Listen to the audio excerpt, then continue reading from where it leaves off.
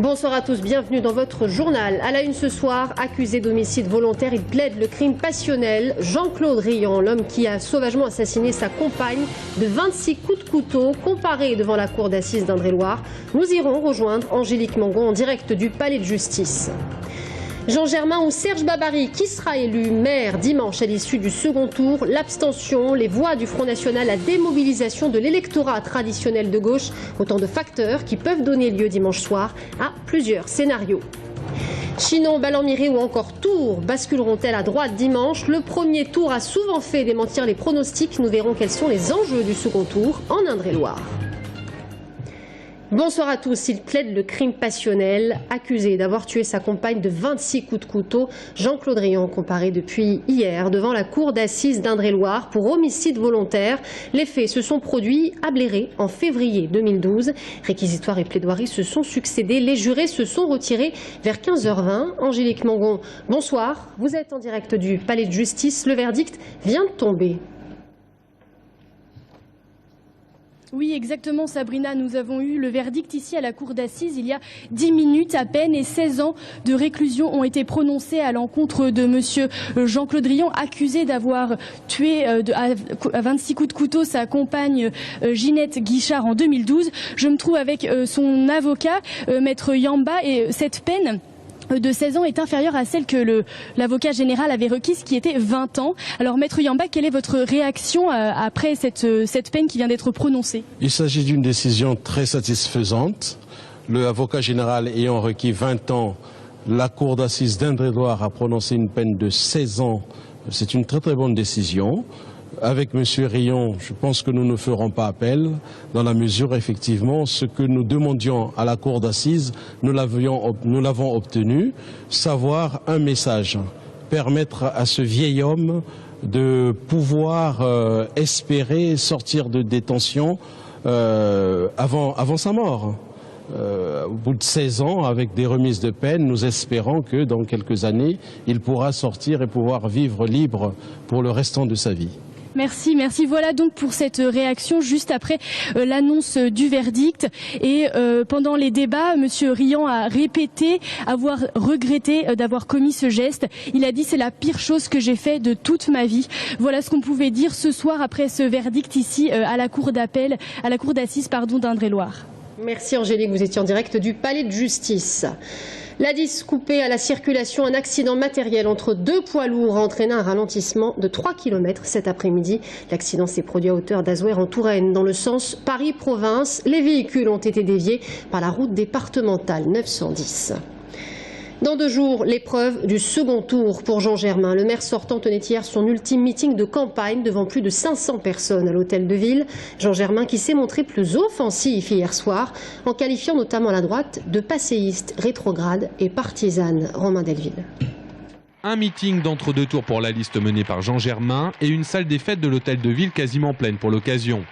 Des drapeaux verts flottent aux côtés des roses au point. Et pour les sympathisants de la liste du maire sortant, le travail effectué depuis 1995 doit continuer. J'aime beaucoup ce qui a été fait. Notre ville a considérablement changé dans le bon sens. Elle est embellie, elle est vivante, elle est dynamique. Et voilà, c'est un esprit que j'ai envie qu'il continue, que ça continue dans cet esprit-là. Je ne veux pas que tout le travail que nous avons fait les uns et les autres s'arrête comme ça. Voilà. C'est les forces de gauche rassemblées. Il y a Europe Écologie, Front de gauche, etc.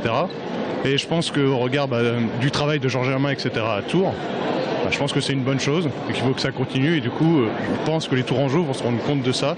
Pour illustrer le rassemblement et qu'ils sont unis dans leurs différences par les valeurs de progrès social, un membre de chaque composante de la liste a pris la parole. Pierre Texier pour le Parti communiste français, Marie-Pierre Lecuiro pour le Parti radical de gauche, Pierre Commandeur pour le MoDem. Enfin, le dernier arrivé et en force avec 11,3% de crédit au premier tour, Emmanuel Denis pour Europe Écologie Les Verts. Le temps de souligner que la gauche et la droite ce n'est pas la même chose.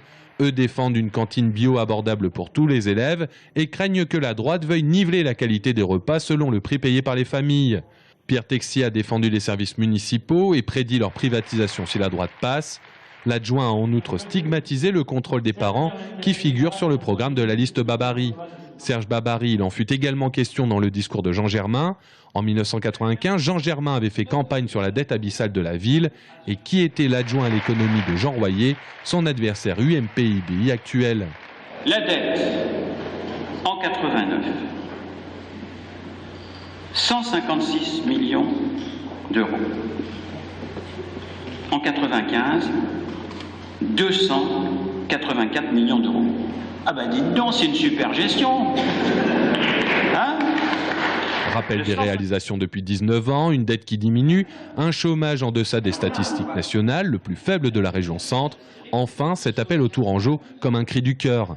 Voyez ce qui risque d'arriver à la ville de Tours par rapport à ce qu'elle était en train de devenir. Donc elle est en train de devenir une métropole et elle se recroquevillerait sur elle-même et les projets s'arrêteraient. En 1995, Jean Germain avait gagné à la faveur d'une triangulaire. Les militants de la liste Tours tout simplement espèrent que l'histoire se répète en leur faveur.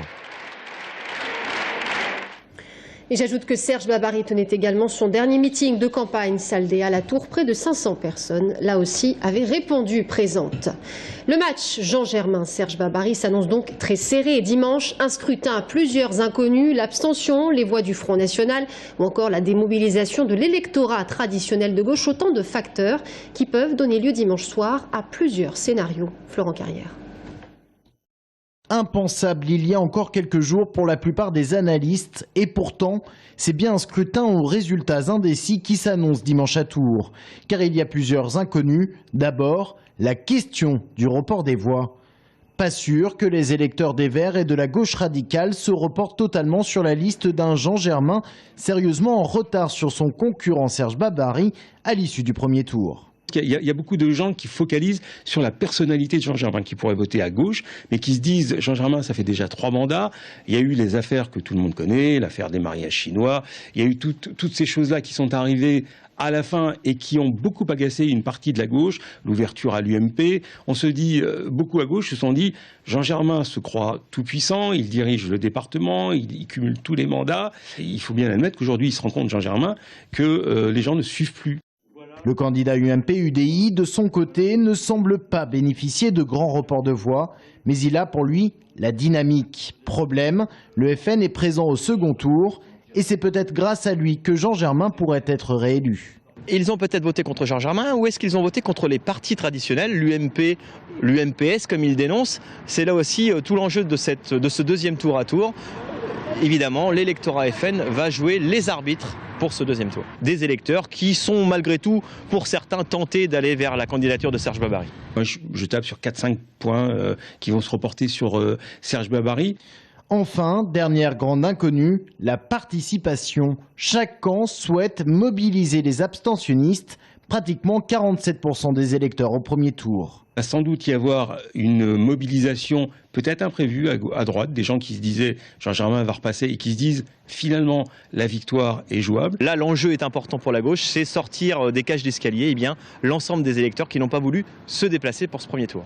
On peut avoir un réflexe de gauche anti-droite. Quelle que soit l'issue du scrutin, observateurs comme politiques s'accordent à dire que les résultats seront serrés dimanche soir à Tours. Et les deux candidats poursuivent leur campagne sur le terrain, distribution de tracts porte à porte. Les équipes des deux candidats sont mobilisées et quand elles se rencontrent, cela donne souvent lieu à de vifs échanges. Agnès Michaud.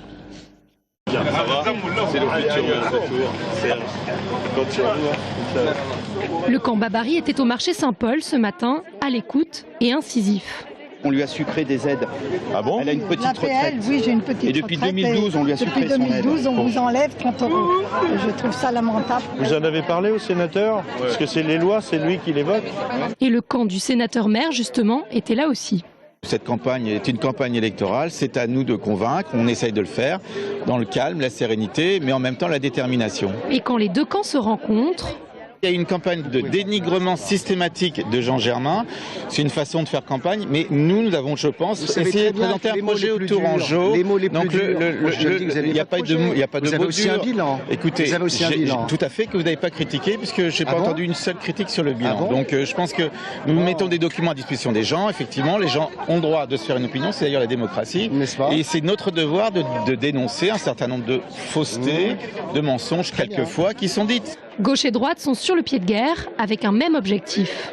Il y a des voies à récupérer parce que l'abstention a été très forte dans toute la ville et en particulier dans les quartiers les plus populaires. C'est que ça marche pour vous. Voilà, exactement.